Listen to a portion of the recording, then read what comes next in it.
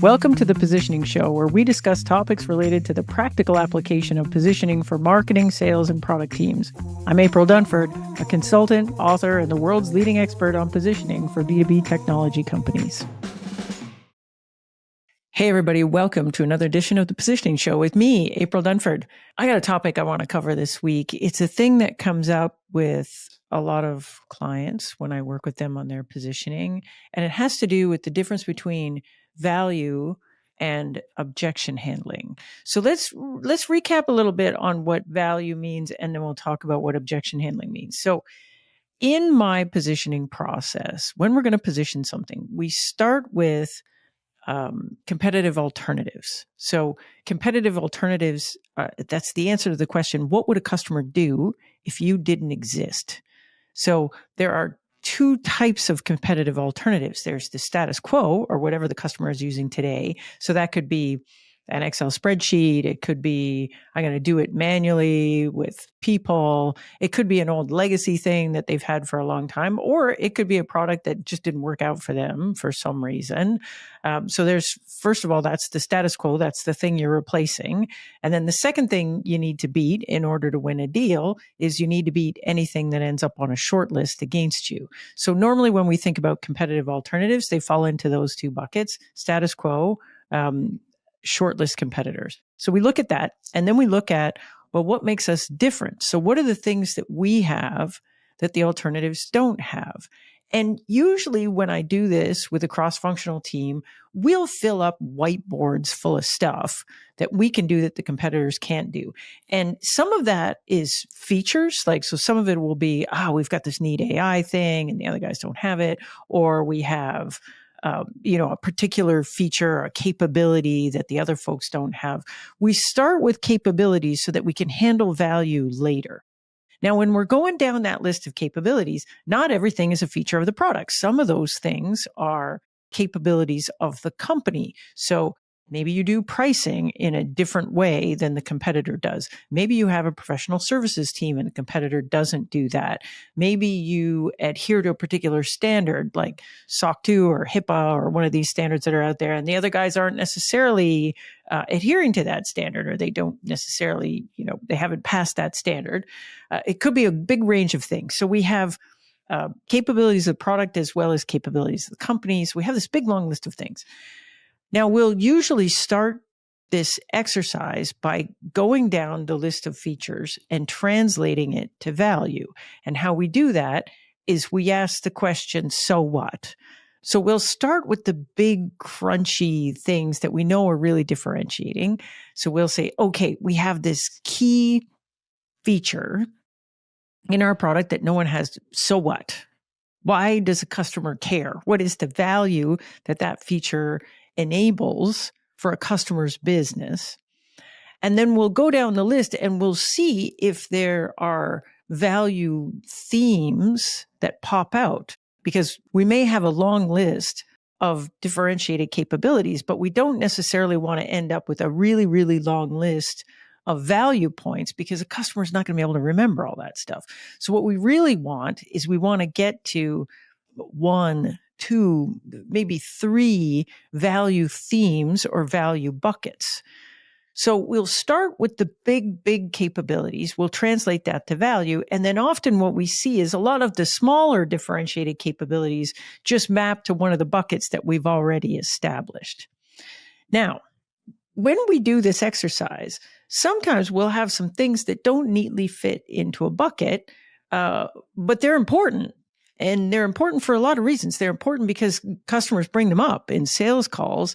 They're important in that we wouldn't be able to win a deal without them, but they're not necessarily mapping to our real value theme. So let me give you some examples of that. So it would be things like, almost every company I've worked with, they'll say, we do a great job on support. We've got fantastic support. When we survey our customers, they're really happy with support. It gets really great rating. We've got support, and our support is way better than everyone else.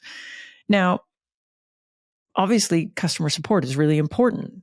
It's particularly really important once the customer has bought from you And I would say it's one of the main things that gets you a renewal. And we'll talk about that in a second. But it may not be what I would call pure value for a customer that is looking to buy you. So here's what I mean by that. Ask yourself this question. Would the customer care about this if they hadn't already decided to buy you for other reasons? So all things being equal, if the only thing you had was great customer support, would they buy you? Not necessarily. The other thing is that with something like customer support, it's a little bit hard to measure. It's a little bit hard to definitively say our support is better than the other guys. Now, you may have something that does make your support better than the other guys. Like maybe you have 24/7 support and the other folks don't. Then I would say maybe the value there, the value theme might be we could support a company that's international better than anybody else. But we really need to look at, is this thing value on its own? Another thing that comes out on this is some companies will have spent a lot of time making it really easy for a customer to adopt their software. So let's say we have some kind of enterprise software. It's not, a super easy thing to deploy. So we have a professional services team that's going to help you do that deployment. We may have invested in some money in doing a bunch of pre-built integrations so that you don't have to code from scratch the integration to all the stuff that the company has across the enterprise. And then we might do some things like maybe we've got some special training so that users can get onboarded really quickly. These are often what I would say fall into a bucket of objection handling rather than pure value. So the reason we invested all that money into that is the objection is, hey, that thing you got, it sounds really good, but it sounds kind of hard to deploy. And then you handle that objection by saying, don't worry, we got a professional services team, we have training, we have pre-built integrations. That's why we do that. So would I, if it's purely handling an objection, meaning a customer says, hey, I like what you do, but you don't adhere to this standard, so I can't buy you. Oh, I like what you do, but it looks like it might be really hard. I like what you do, but we really can't afford it, and we don't like that pricing model. I like what you do, but I wish you did a better job of, how are you going to actually support all my people in all different time zones in different languages? These things in my mind are not actually value. It's not the reason that the customer buys you, but that doesn't mean they aren't important. Of course they're important. They're super important. It's important because, in some cases, customer can't buy you without that. In other cases, it might actually be differentiated, meaning you're the only one that does it and no one else does it. But that differentiation on its own is not enough to convince a customer to buy you. Like the fact that you have pre-built integrations with everything else. Well, who cares if I don't already want to have your product? These are the kind of things I don't worry about unless I've already decided, oh, hey, it'd be great to have this thing, but sounds like a lot of work. Things that are specifically objection handling in my mind live in a different way in your marketing and sales. Let's use an example of you've got CRM software and you're selling this to the head of sales. Now, your real big differentiated value might be that you have a set of capabilities that allow your product to do this really great job of predicting what the actual closed revenue is going to be in a quarter. So you do this really great predictive stuff. And so the value for a head of sales is, you'll know exactly when you're doing reporting up to your management, you'll know exactly where the revenue is going to come in the quarter, and you'll be able to do that much more accurately than you could with any other CRM. So let's say that's the value, that's the main value. So I've got a buyer in the sales department. They're really excited about that. That's great, because they got in trouble a couple quarters ago because they thought it was going to close this way and it closed a different way. And then, the head of sales looks dumb because they didn't predict that accurately. Now I'm going to have this software and it does that. But I've also got, all this objection handling stuff, which is, for sales team, that head of sales might worry, maybe this is going to be really hard to get my salespeople to actually use this thing. And if they don't use it, then I don't get the benefit of having this better prediction. Everybody's got to use it. So the objection is, this is going to be hard for my sales team to use. And so maybe you have a bunch of cool stuff, like you have special training that's been developed for that. You've got special things inside the product to make it really easy for folks to learn. Maybe you've done some things, some specific training to get folks off the big incumbent that they're probably using and make it easier for them to make the switch over to this thing. And you've got some specific things around that. So if I think about where does this stuff live in my marketing and sales, if I think about the homepage, is the homepage going to say, hey, we've got all this special training to make it really easy for your guys to get on this thing? Well, not necessarily. In fact, it kind of makes you sound like it begs the question, like, is this stuff really hard to use? Why do you have that? The thing about objection handling is you don't tend to bring it up unless the objection has been raised. But you absolutely would have your core value front and center on the website, which is we're going to give you this way more accurate revenue predictability in the quarter. Now, somewhere deeper in the website, when you're getting at all the gory features that you have, you might mention, oh, by the way, we've got this stuff, because the customer may have that objection as they're reading through the thing. But we're not going to lead with that because it's not value, it's objection handling. The same way, if we look at our sales pitch, in the sales pitch, we're trying to orient the whole sales pitch around our differentiated value. What's the value that we can deliver that no one else can? So we're not going to orient the whole sales pitch around, hey, we've spent a lot of time making it really easy for end users to adopt this thing. We're going to make that whole sales pitch orient around this differentiated value we've got. Like, hey, we're going to give you better visibility into the pipeline, more accurate pipeline prediction. But then there'll be this objection handling step. If you look at my sales pitch structure, we focus on value. The bulk of the time we have is focused on value, but there is a step to handle unspoken objections, which is right near the end of the pitch. And that's where something like this would live. You don't want the customer to leave without handling that objection, because potentially they might leave and say, wow, I really loved what they did and I looked at it, but man, we're never going to get our people to be able to use that.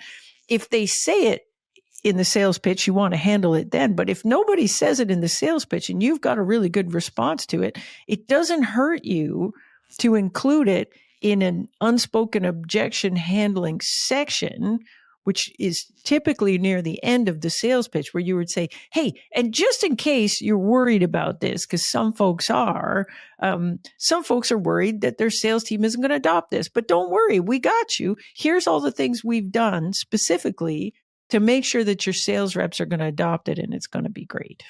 Now, there's an important aspect to think about when we're thinking about value versus objection handling, and that's related to the persona that we're thinking about in the deal. So let's think about this. In a B2B purchase process, when we're selling particularly enterprise software to a customer, we typically aren't just selling to one person. There's like a deal team of sorts. And so we will have different personas in the deal. So let's say I'm selling something to a line of business, like I'm selling something to the sales team, and I may have a champion in that deal that is the head of sales or the head of sales operations. And that person is responsible for making a short list and figuring out what we should look at, and ultimately making a recommendation to the economic buyer, who might be the vice president of sales, or it might even be an executive above that. But the champion is going to make a recommendation to the economic buyer of what we're actually going to buy. Now, there's all these other people involved, though. Like, they can't just make a decision without making sure that IT is okay with it, and they'll have to make sure the end users are actually going to use it and like it, and purchasing might get involved, and legal might get involved. The stats on this are terrifying, that a typical B2B purchase team is like 5 to 9 people. So some people like to think of it as this giant committee of people. But my experience is it's not really a committee. Like, it's not like a group that sat down and they have a regular meeting and they're doing stuff together. In my experience, there's a champion, and that champion's job is to run around and make sure that everybody else is okay, and then make the recommendation to the economic buyer if they're not the economic buyer themselves. So if I think about it that way, the only persona that can get a deal done is the champion. Like, if your positioning doesn't resonate for the champion, you don't even get on the short list. You don't even get to worry about everybody else. And then everybody else is kind of like the Department of No. Like, the champion is saying, hey, we want to do this thing, but then they got to take it to legal, and legal say, not unless they have this, that, and the other thing. Or you take it to IT and they go, it's got to be this, and it's got to be that, and it's got to be really easy to manage, and it's got to integrate with the things that we already have. Or you take it to the end users, and the end users say, no, we're not going to use this thing. We don't like it. No, we don't like it. None of these other personas are going to make a deal happen, but they can kill the deal. So that makes them really important.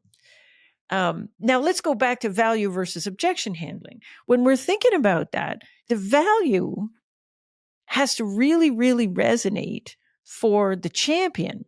If it doesn't resonate for the champion, we don't get on a short list. We don't get anywhere near this deal. So the champion cares a lot about value. The economic buyer probably cares a lot about value as well. The rest of these people, they're just people with objections. So the way we handle this in our marketing and sales and in our positioning specifically is we're keeping our differentiated value for the champion and the economic buyer. We're keeping that at the center.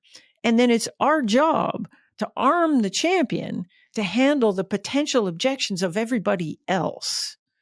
So IT might say, well, this is no good unless it's SOC 2 compliant. And so we tell the champion, hey, look, your IT people are going to be worried about whether or not this thing is SOC 2 compliant. Don't worry, we got you. Right? Or we might say, hey, legal, they're going to worry about this stuff. So here's what you say when legal says that. Or sometimes we actually try to get ourselves invited to that meeting where we say, hey, you're going to have a bunch of questions from IT. They're going to be hard to handle. We'd be happy to come in and do that meeting with IT so we can help handle those objections. I've worked at companies where we've actually built specific content that's aimed at these other folks in the buying committee, but that content is really not focused on value. It's really focused on the objections from the perspective of that person in the deal committee.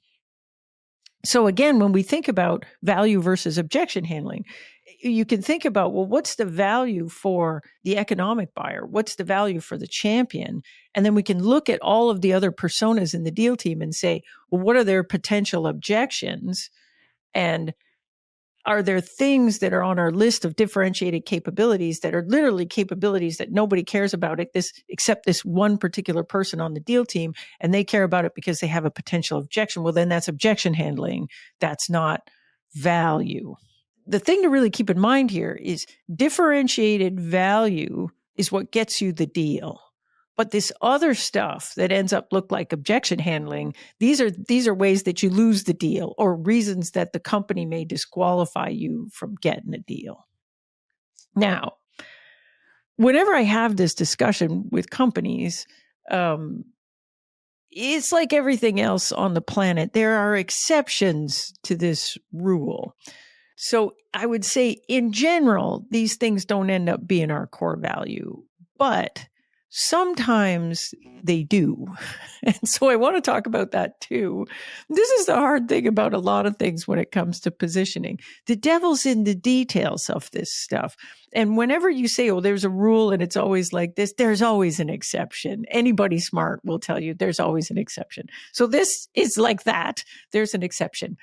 Sometimes what you've got is a big incumbent vendor that is in the space, and that vendor has done a particularly terrible job on something. And for some reason, everybody in the space, like the customers, have decided they've had it with this particular thing, and they're going to switch off and find a new vendor. Now, it's usually not just one thing. Sometimes it's a combination of things, but I've seen this a couple of times. So here's one example. Once I was in a space and we were selling ERP to mid-sized manufacturing companies. And there was a slice of the market that had been using an incumbent vendor, but they had been around since, the year of the flood, these guys, and they had stopped investing in the platform. They had stopped investing in customer support. And so what they had was this platform that was getting buggier by the minute. It had all kinds of problems. And then if you were a customer and you called to get some support on that problem, good luck. Nobody would call you back for 2 days. Customers were getting extremely frustrated with this. And it finally got to the point where a good proportion of these customers were like, that's it. We're not sticking on this thing anymore. We're looking for something else. Now, because they had such a bad experience with bugginess and lousy customer support, this particular set of customers were looking for a company that could do everything that the other thing did, but their main thing was support. Like, we really want this rock solid support. So in that case, we did have a specific value bucket that we did put right in the middle of the homepage and right in the center of the sales pitch. We bragged about how amazing our customer support was. Now, we had a bunch of very specific things. We weren't just saying, hey, the support's good, trust us, man, because people had been burned so badly by that. They wanted to know the specifics. So one of the things we did was we had a dedicated support person for each customer account. So you didn't just get, a support email or a support phone number to call. You had an actual person that was your dedicated person. And then we had a service level agreement in support that we guaranteed that you were going to get a response to your support request within 2 hours. So there were very specific metrics put around on this thing to handle this thing with support. And then we had some outside testing agency look at our code quality and produce a report to talk about how few bugs we had in this code. And the code was super high quality according to some third-party standards body that looked at that. And then we had invested some time in looking at customer satisfaction, and we could talk about customer satisfaction. And then we had super happy customers, and not just super happy customers saying they were happy about everything, which they were, but we had super happy customers saying, what's so great about these guys? It's that rock solid code and that amazing support. So that we were running right at the thing that this customer had looked at. So there are exceptions to this. And usually it's because there is a competitor, and generally the incumbent or the number one in the market has done a particularly bad job at a specific thing. And so that's leaving themselves open to, a competitor to come in, focus on the part of the market where that thing is really important and the incumbent is falling down on that. Then we can come in and we can actually use that as value instead of objection handling. This stuff is hard, man. Like, if it was easy, you wouldn't be sitting here listening to my podcast or watching me on YouTube. You'd be on a beach drinking out of a coconut because you'd have this all figured out. But this stuff isn't easy. And so whenever you're doing this kind of work, you need to lean back a little bit and think about this. I think this issue of what's actually value versus what is there, and it's important and we want to talk about it, but what we're really doing is just handling objection. I think it's a really important thing to think about if you're working with a group of people and you're working through this stuff. So you may get to the point where you've got to really sit down and sort through what's value, what's objection handling, and make the decision on the two things. Anyways, that's it for this week. Thanks for joining me as always. A couple of things. The podcast was on a little bit of a hiatus for a while, but now we're back in action. So you can expect one of these every couple of weeks. I've got some interesting guests coming up too that I'm really excited about, but you'll see those when they come. And hey, if you like this podcast, I would love it if you give it a rating or give it a review. This is how people actually find out whether or not a podcast is good. So I would appreciate that. Anyways, until next time, thanks so much for joining me. Bye.